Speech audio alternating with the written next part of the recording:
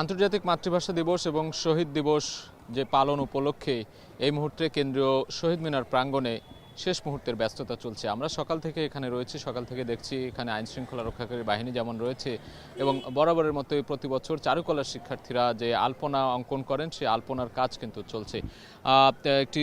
একটু দেখাতে চাই আমাদের ক্যামেরায়, এবারের আলপনায় তিনটি রঙকে থিম হিসেবে নেওয়া হয়েছে। শোকের প্রতীক কালো, বিপ্লবের প্রতীক লাল এবং শান্তির প্রতীক সাদা। এই লাল, সাদা, কালো এই তিন রঙকে ঘিরেই এবারের যে শহীদ মিনারের সামনে এবং আশেপাশের যে রাস্তা সেই রাস্তায় আলপনা আঁকা হচ্ছে এবং চারুকলার শিক্ষার্থীরা নতুন, পুরাতন, প্রাক্তন শিক্ষক সহ সবাই মিলেই কিন্তু এই কর্মযজ্ঞে সামিল হয়েছেন।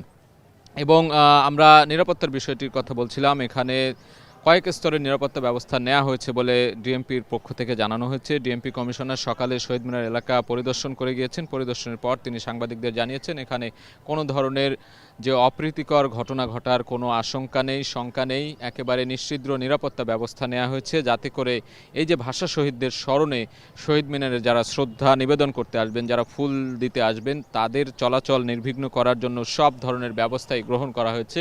সিসি ক্যামেরা স্থাপন করা হচ্ছে, অসংখ্য সিসি ক্যামেরা রয়েছে আমরা দেখছি নিরাপত্তার স্বার্থে। সেই সঙ্গে বলতে চাই যে এখানে যারা প্রতি বছর কাজ করেন, এবার নতুন হিসেবেও অনেকে কিন্তু এই কাজে সামিল হয়েছেন। যারা রঙের কাজ করছেন, শেষ মুহূর্তে রং তুলির আঁচড় দিয়ে এই যে ২১-এর চেতনা কিংবা ভাষা আন্দোলনের যে স্মৃতি সেগুলোকে তারা ফুটিয়ে তোলার চেষ্টা করছেন। আমরা দেখছি দেয়ালে দেয়ালে অনেকগুলো গ্রাফিতি ছবি, সেগুলো কিন্তু লেখা আছে এখানে রাষ্ট্রভাষা বাংলা চাই এবং বিভিন্ন অক্ষর সম্বলিত শহীদ মিনার, ভাষা শহীদদের যে মিছিল, সেই প্রতিবাদী, সেই সবগুলো মিলিয়েই কিন্তু সাজানো হয়েছে। আমরা দেখতে পাচ্ছি সব কিছুই এখানে রয়েছে এবং চারুকলা শিক্ষার্থীদের সাথে কথা বলার চেষ্টা করেছি। তারা যেটি বলছেন যে প্রতি বছরই তারা এখানে অংশগ্রহণ করেন, এই আলপনা আঁকার কাজটি তারা করেন। এটি করতে পেরে তারা অনেকটাই গর্বিত। তারা অনেকটাই এই যে ২১-এর চেতনাকে ধারণ করে নতুন প্রজন্মের যে এগিয়ে যাওয়ার প্রত্যাশা, সেটিকে ধারণ করেই তারা এই কাজটি করে থাকেন বলে আমরা তাদের কাছে জানতে পেরেছি। ডিজাইন, এলিগেন্স, বিউটি, সেরা পণ্য সবার জন্য জেভিকো। এবং এখানকার শিক্ষকের সঙ্গে কথা বলেছি, যারা চারুকলার ডিন রয়েছেন। তিনি যেমনটি বলছিলেন যে এবারের থিম করা হয়েছে তিনটি রঙকে নিয়ে এবং তিনি বলছিলেন যে প্রথমবারের মতো কালো রঙকে তারা এবার বেছে নিয়েছেন। অর্থাৎ এই যে ২৪-এর গণ অভ্যুত্থান হয়ে গেল কিংবা ৫২-র যে ভাষা আন্দোলন, এই দুইয়ের পরম্পরায় এই দুই আন্দোলনকে কেন্দ্র করেই নতুন প্রজন্মকে এই ইতিহাস জানানোর যে প্রক্রিয়া, তারই অংশ হিসেবে এবার লাল কালো রঙকে কিন্তু বেছে নেওয়া হয়েছে। তারই ধারাবাহিকতা আমরা দেখছি এখানে রং করছেন অনেকেই এবং সাধারণ মানুষও কিন্তু রয়েছেন এখানে, যারা ঘুরতে এসেছেন, দেখতে এসেছেন।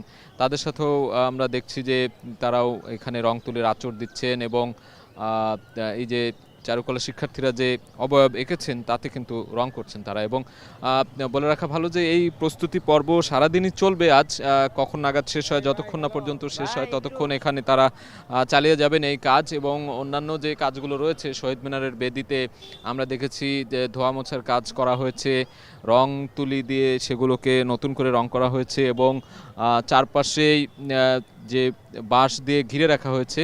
এবং রাতে 11:59 রাষ্ট্রপতির এখানে আসার কথা রয়েছে। তিনি এখানে ফুল দিয়ে শ্রদ্ধা নিবেদনের পর তারপর তিনি বেরিয়ে যাওয়ার পর ঢুকবেন প্রধান উপদেষ্টা ডক্টর মোহাম্মদ ইউনূস, এমনটি জানিয়েছেন এই ঢাকা বিশ্ববিদ্যালয়ের প্রক্টর।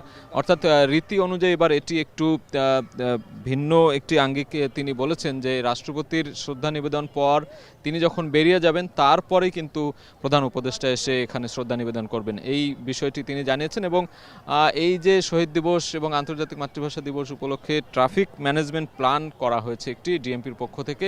অর্থাৎ এই শহীদ মিনার এলাকার কিছু কিছু রাস্তায় গাড়ি চলাচল নিয়ন্ত্রণ করা হয়েছে, কিছু রাস্তা কিন্তু যান চলাচল বন্ধ রয়েছে এবং কয়েকটি প্রবেশ পথ এখানে রাখা হয়েছে। আমরা একটি ম্যাপ দেখতে পাচ্ছি, সেই ম্যাপ অনুযায়ী আমরা যদি দেখাতে চাই, আলপনা অঙ্কন সময়কালে ডাইভারশন পয়েন্ট রয়েছে কতগুলো, দোয়েল চত্বর ক্রসিং, শহীদুল্লাহ হল ক্রসিং, জগন্নাথ হল ক্রসিং, শিববাড়ি ক্রসিং, ক্রসিং দিয়েই কিন্তু প্রবেশ নিয়ন্ত্রণ করা হচ্ছে, যার ফলেই এই কাজগুলো সহজ হচ্ছে এই রাস্তায় আলপনা করা। এবং প্রবেশ পথের যে কয়েকটি মূল জায়গা এখানে দেয়া হচ্ছে, কাটাবন ক্রসিং, শাহবাগ ক্রসিং এবং অন্যদিকে চানখারপুল ক্রসিং, নিমতলি ক্রসিং, এই জায়গাগুলো দিয়েই কিন্তু গাড়ি প্রবেশ করতে পারবে এবং বের হতে পারবে। এই ধরনের নির্দেশনা ডিএমপির পক্ষ থেকে দেয়া হয়েছে। আমরা আইনশৃঙ্খলা রক্ষাকারী বাহিনীর সদস্যদের এখানে দেখছি এবং চারুকলার শিক্ষার্থীরাও এখানে ছিলেন কিছুক্ষণ আগে, অসংখ্য শিক্ষার্থী ছিলেন। এই মুহূর্তে যেহেতু দুপুর হয়ে গেছে, বেলা গড়িয়ে গেছে, 2টা পেরিয়ে গেছে, তারা দুপুরের খাবারের জন্য কিছুটা সময় বিরতি নিয়েছে, একটু আগেই আমরা দেখলাম। এবং অন্যান্য আরও যারা রয়েছেন এখানে তারা এই মুহূর্তে কাজ করছেন। তবে সম্মিলিত এই প্রচেষ্টায় আজ সন্ধ্যা নাগাদ কাজ শেষ হয়ে যেতে পারে তাদের এই প্রস্তুতিমূলক কাজ, এমনটাই তারা জানিয়েছেন। এবং নিরাপত্তা করতে আইনশৃঙ্খলা রক্ষাকারী বাহিনী রয়েছেন এখানে, উৎসুক জনতাও আসছেন। আমরা দেখছি বিভিন্ন জায়গা থেকে শিক্ষার্থীরাও যুক্ত হচ্ছেন এই আলপনার কাজ দেখার জন্য এবং বিভিন্ন বয়সী মানুষ রয়েছেন, তারাও এই কাজে সামিল হতে দেখা যাচ্ছে।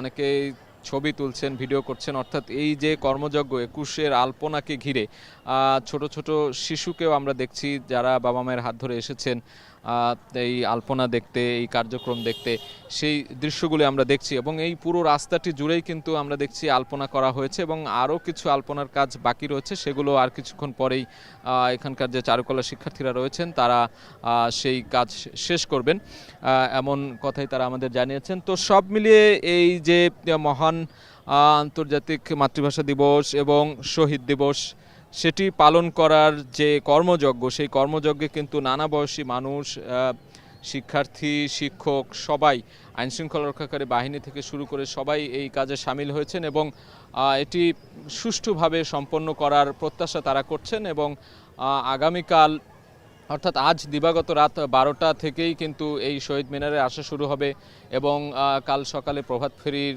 মাধ্যমে সর্বস্তরের জনগণ, এই ভাষা আন্দোলনের শহীদ রফিক, জব্বার, বরকত বা নাম না জানা আরও অনেকের যে রক্তর বিনিময়ে, যে আত্মত্যাগের বিনিময়ে আমরা বাংলা ভাষা পেয়েছি, রাষ্ট্রভাষা হিসেবে বাংলাকে আমরা এখন বাংলায় কথা বলছি, বাংলাকে ধারণ করছি, সেই তাদেরকেই শ্রদ্ধা নিবেদনের জন্য এই শহীদ মিনার বেদিতে এসে ফুল দিয়ে শ্রদ্ধা নিবেদন করবেন। সেই প্রস্তুতির খবরই এতক্ষণ জানাচ্ছিলাম। এই মুহূর্তে কেন্দ্রীয় শহীদ মিনার এলাকা থেকে এই ছিল আমার কাছে সবশেষ খবর।